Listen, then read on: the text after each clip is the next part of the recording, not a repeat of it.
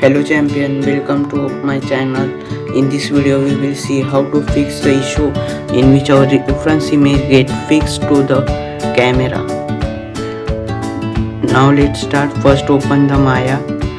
I will show first the wrong method and then correct method. In wrong method we click on the view and then image plane and import image option.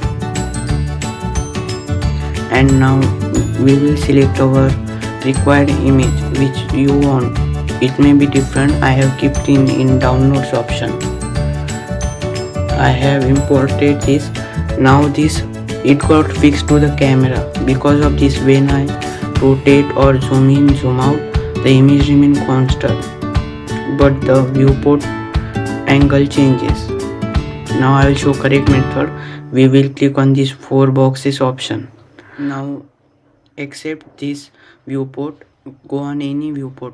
I am going here, and then we will follow same method, import image, and then we will select our desired reference image which you want as a reference. I have kept in downloads. Now click open. Here you can see the reference image is came as a plain image. Now we can go to a normal view. Here we can see I can view it. When angle changes, it also changes. I can translocate it, rotate it, we can scale it as per our. In outliner we can also rename it.